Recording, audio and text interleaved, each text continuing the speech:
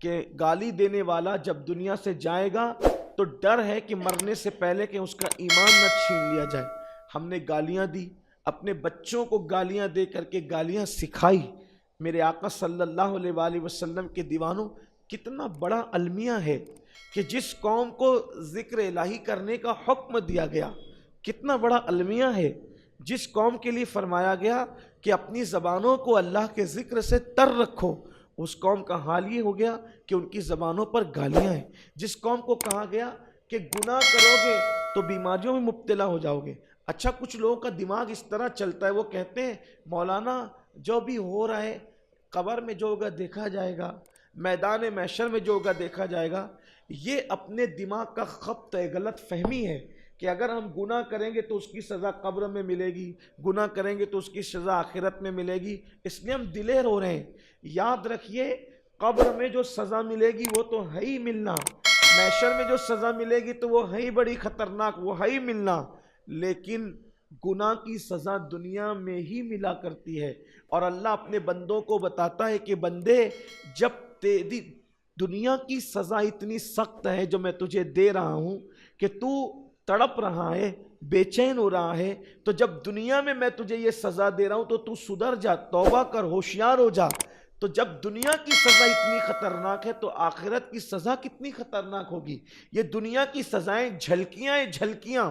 اب آپ سوچو، صرف ہمارا سر ہی درد کرے، توجہ کرنا، اگر کبھی ہمارا صرف کچھ نہیں ہو، صرف سر ہی درد کرے، یعنی کہ ہلکا ہلکا میٹھا میٹھا جو سر میں درد ہو اس کی بات نہیں کرتا، تیز کا درد ہو تو ہم کیسے تڑپنے لگتے ہیں۔ اب آپ مجھے بتائیے کہ جب ہم اللہ کے دی ہوئی سزا کے طور پر، اللہ جب بطور سزا اگر ہمارے سر میں صرف درد ہی پیدا کر دے تو ہم اس کو برداشت نہیں کر سکتے، تو وہ جو آخرت کے اندر جو چابک لے کر کے فرشتے موجود ہیں، ہتھوڑے لے کر کے جو فرشتے موجود ہیں، جہنم کے جو بچھو جہنم کے اندر انتظار کر رہے ہیں اللہ کے نافرمان لوگوں کا، ہے برداشت کرنے کی طاقت؟ سر کا درد جو دکھ بھی نہیں سکتا، جو پکڑ میں بھی نہیں آ سکتا، ہم اس کو برداشت نہیں کر سکتے، اور ہم دلیر کتنے ہو گئے، بہادر کتنے ہو گئے، ارے چھوڑ یار، یہاں عیش کر، جو قبر میں ہوگا دیکھیں گے، جو حشر میں ہوگا۔ میرے بھائی، اللہ یہاں تجھے سزا دے کر کے تجھے گویا کہ سگنل دے رہا ہے، بندے سدھر۔ تو اپنے سر اور کمر کا درد برداشت نہیں کر رہا ہے، تیرا ناخن ٹوٹ جاتا ہے اور ڈاکٹر اگر کھینچ لے تو اس کو برداشت نہیں کر پا رہا ہے، تو وہاں کا وہ عذاب کیا برداشت کرے گا؟ اس لیے پلٹ اللہ کی طرف، دوڑ اللہ کی طرف، معافی مانگ اللہ سے۔ اللہ کے رسول علیہ السلام فرماتے ہیں، حضور سید المعصومین تھے، اللہ کے رسول تمام معصوموں کے سردار ہیں، گناہ کبھی ان کے قریب سے گزر کے بھی نہیں جا سکتا۔ وہ فرماتے ہیں، میں ایک دن میں 70 مرتبہ اللہ کی بارگاہ میں توبہ استغفار کرتا ہوں۔ کیوں؟ امت کی تعلیم کے لیے۔ اور ہم پاپی گنہگار سیاکار کیا ایک بار بھی دن میں اللہ کی بارگاہ میں رجوع کرتے، کبھی توبہ کرتے، کبھی اللہ کی بارگاہ میں پلٹتے؟ نہیں پلٹتے۔ اور ہم چاہتے ہیں ہم خوش رہیں، ہمیں غم نہ ہو، ہمیں تکلیف نہ ہو، ہمارے پاس بلائیں نہ آئے۔ بالکل خوش رہو گے، زمین کے اوپر بھی خوش رہو گے، زمین کے اندر بھی خوش رہو گے۔ گناہ کرنا چھوڑ دو، گناہ کرنا چھوڑ دو۔ اچھا، جب یہ بات کہی جاتی ہے کہ گناہ کرنا چھوڑ دو تو کچھ لوگ دل ہی دل میں خوش ہوتے ہیں، ماشاءاللہ میں تو کوئی گناہ ہی نہیں کرتا۔ لیکن یہ جو نوجوان چھوکرے ہیں نا، ہمارے جوان، یہ جو گناہ کرتے ہیں ان کے گناہ چھوٹے ہیں، اور جو ہم نیک کہلانے والے ان کے گناہ زیادہ بڑے۔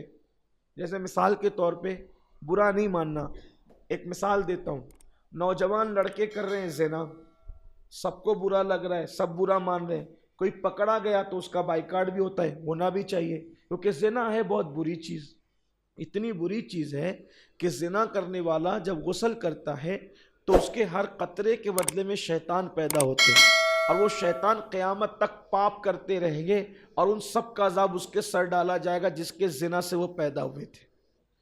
پھر اس کے بعد یہ ہے کہ زنا کرنے والا جب غسل کرتا ہے اس کا جسم تو پاک ہو جاتا ہے غسل کرنے سے، لیکن اس کے دل پر وہ جو زنا کا پاپ کا دھبا لگتا ہے، 7 سمندر کے پانی سے بھی اگر اس کو دھلا جائے تو وہ دھلا نہیں جا سکتا. بہت برا جرم ہے. پھر اس کی زنا کی سزا اس کی نسلوں تک ملتی رہے گی.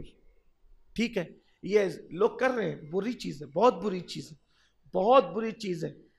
اس کا تو بیان ہی نہیں ہو سکتا. زمین لعنت کرتی ہے, عرش ہلتا ہے, عرش کانپتا ہے. جب کوئی زنا کرتا ہے تو عرش کانپ جاتا ہے, اور ایسا لگتا ہے کہ آسمان ٹوٹ کر ابھی گر جائے گا, لیکن اللہ تبارک و تعالیٰ اپنے کرم سے آسمان کو ٹوٹنے سے روک دیتا ہے, ورنہ آسمان پھڑپھڑانے لگتا ہے.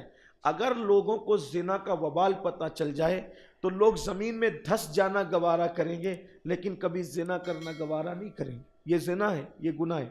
لیکن نوجوان لڑکے ہیں اس میں مبتلا کر رہے ہیں, لیکن جو نیک لوگ ہیں, مذہبی لوگ ہیں, وہ اس سے بڑا گناہ کرتے ہیں, زنا سے بڑا گناہ. نوجوان لڑکے بھی وہ کرتے ہیں, لیکن نیک لوگ کرتے ہیں, لیکن اس کو گناہ بھی نہیں سمجھتے. آپ کہیں گے وہ کون سا گناہ ہے؟ ابھی آپ نے بیان کیا کہ کوئی زنا کرتا ہے تو عرش کانپتا ہے, آسمان گرنے والا ہوتا ہے, زمین لعنت کرتی ہے, زمین لرزتی ہے, اور نسلوں تک اس کی سزا ہے. اب اس سے بڑا گناہ کیا ہے؟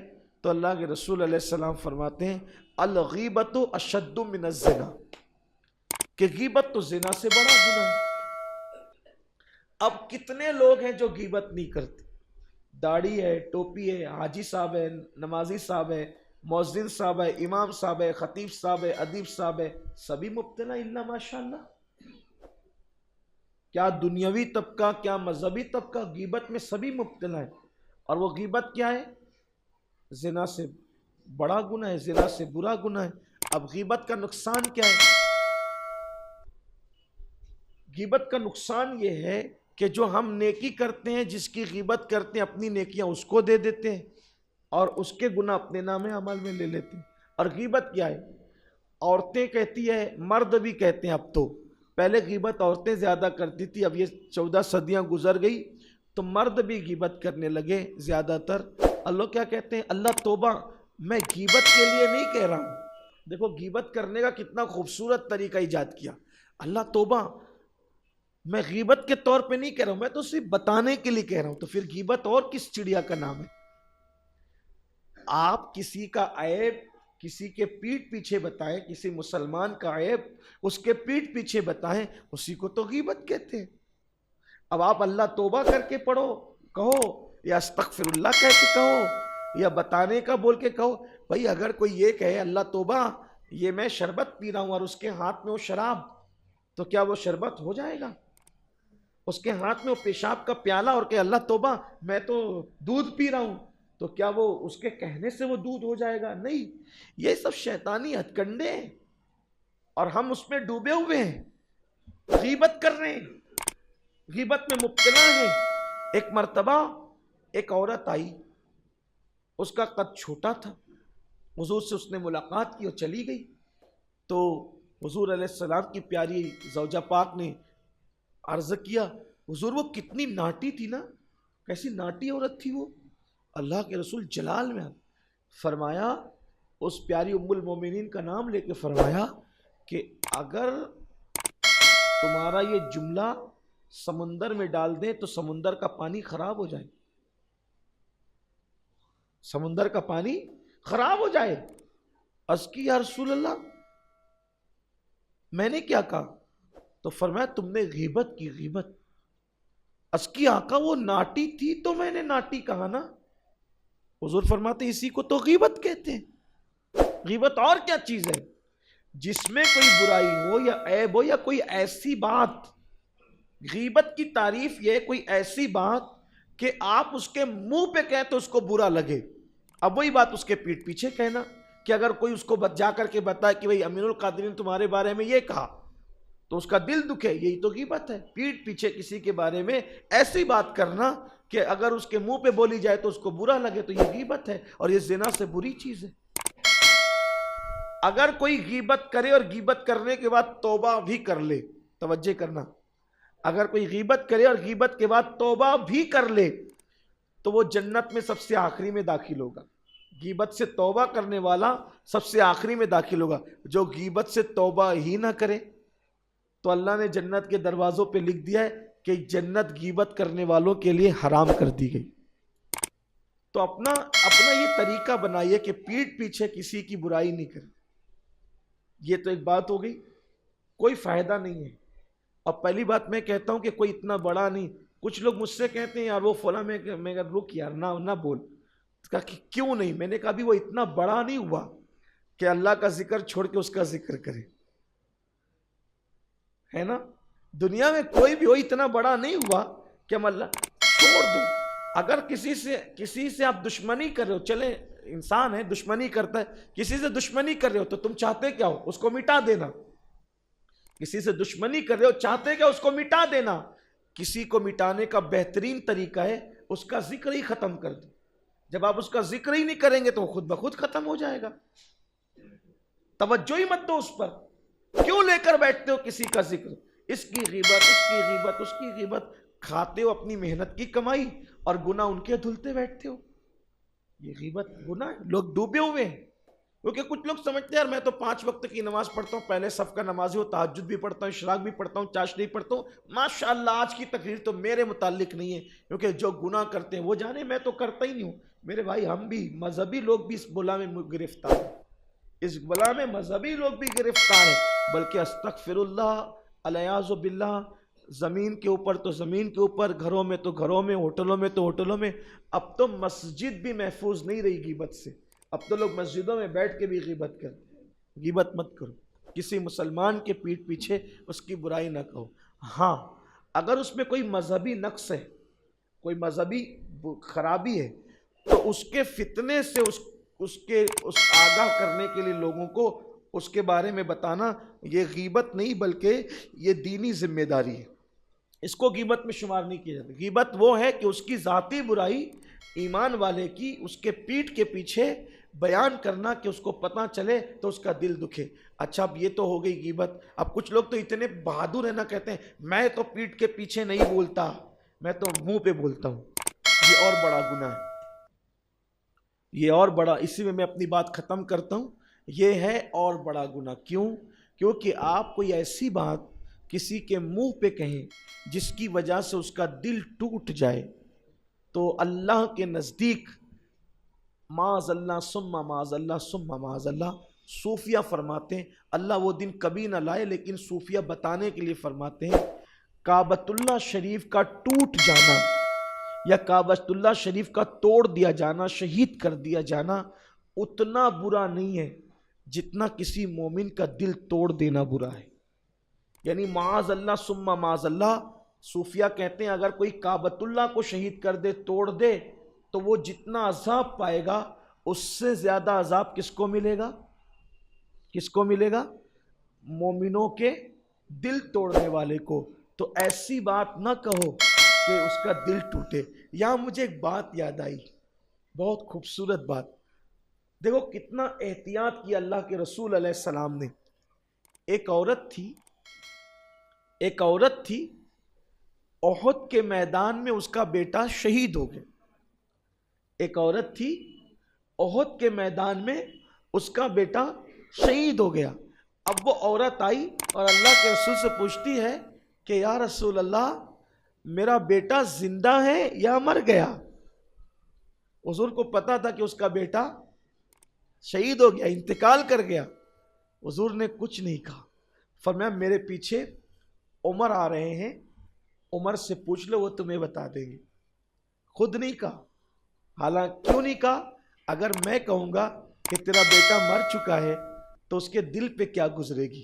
حالانکہ کسی کو موت کی خبر دینا یہ ضرورت بھی ہے، کوئی گناہ نہیں ہے، لیکن حضور علیہ السلام کو دلوں کا کتنا خیال تھا کہ اللہ کے رسول نے اس عورت کو موت کی خبر نہیں دی، بلکہ فرمایا عمر آ رہے ہیں میرے پوچھے، ان سے پوچھ لو وہ تمہیں بتا دیں گے۔ حضور نے اتنا دلوں کا خیال کیا، اور آج ہم کیسی کیسی باتیں کر کے لوگوں کا دل توڑتے ہیں۔ ارے سب کو تو میرے بھائی جانے دو، ایک دن میں کئی مرتبہ خود اپنی بیوی کا دل توڑتے، کبھی اس کو گالی دے کے، کبھی اس کی ماں کو گالی دے کے، کبھی اس کے باپ کو گالی دے کے۔ سوچو تو صحیح، اور ہم اس کو گناہ بھی نہیں سمجھتے۔ ہماری بیوی ہماری رفیق حیات، شریک حیات، ہماری مونس اور غم گسار ہے۔ ہماری بیویاں اگر ہمارا منہ اترا ہو تو پوچھتی ہے کیا بات ہے کوئی ٹینشن میں ہو, کوئی تکلیف میں ہو, اس کو ہمارا اتنا خیال. لیکن کیا ہم اپنی بیویوں کا اتنا خیال کرتے ہیں؟ کیسی کیسی گالیاں دیتے ہیں, تیری ماں ایسی, تیری بہن ایسی, تیرا باپ ایسا, اور یہ ایسا. تو آپ سوچو نا. اور کبھی ہم اس کو گناہ بھی نہیں سمجھتے, کیونکہ ہے بیوی, تختہ مشق بناتے رہو, ہے بیوی تختہ مشق بناتے رہو, بولے جا رہے ہیں. کبھی احساس ہے کہ ایک دن میں اس کا کتنا بار ہم دل توڑ رہے ہیں اور ہمیں احساس بھی نہیں. اور وہ بیچاری ہے کہ کبھی وہ احساس دلاتی بھی نہیں, روئے گی, چپکے سے رو کر کے دوپٹے سے آنسو پونچھ لے گی, ادھر ادھر روتے روتے کام دھام کر لے گی. اس کا انجام کیا ہے؟ عام لوگوں کا دل توڑو تو اتنا بڑا گناہ, رفیق حیات کا دل توڑو تو کتنا بڑا گناہ. اللہ کے رسول علیہ السلام فرماتے ہیں اگر کوئی بندہ پوری رات نمازیں پڑھتا ہو, ہر دن روزہ رکھتا ہو, کثرت سے تلاوت قرآن کرتا ہو, اتنا نیک ہو, اللہ اس کی کسی نیکی کو قبول نہیں کرتا. اگر وہ اپنی بیوی پہ ظلم کرتا ہے تو اس کی نیکیاں اس کے منہ پہ مار دی جاتی ہیں. مسلمانوں, دین سیکھو, یہ اپنا دین ہے. آج کن کن باتوں پر گفتگو کی جائے.